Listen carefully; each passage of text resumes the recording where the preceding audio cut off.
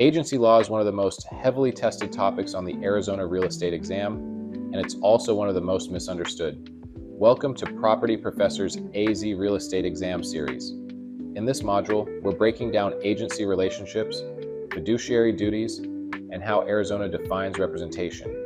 An agency relationship is created when one party, the agent, is authorized to act on behalf of another party, the principal, in dealings with third parties. In Arizona real estate, the most common principals are buyers and sellers. The agent owes fiduciary duties to the principal. Fiduciary duties can be remembered using the acronym OLDCAR.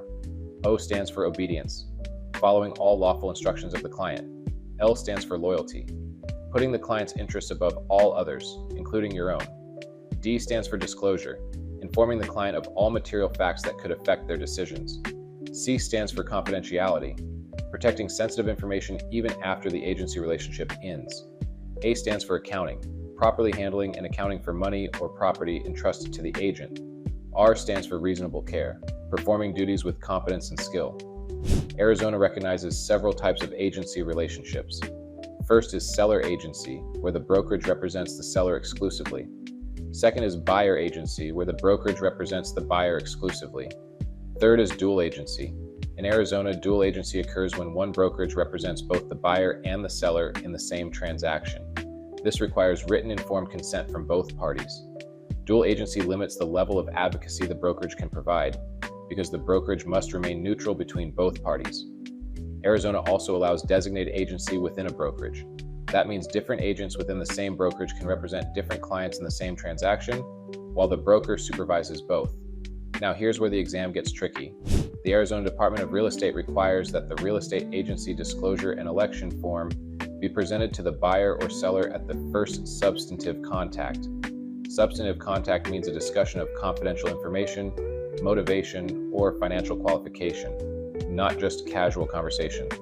Many exam questions hinge on timing. When must the disclosure be given? At first substantive contact.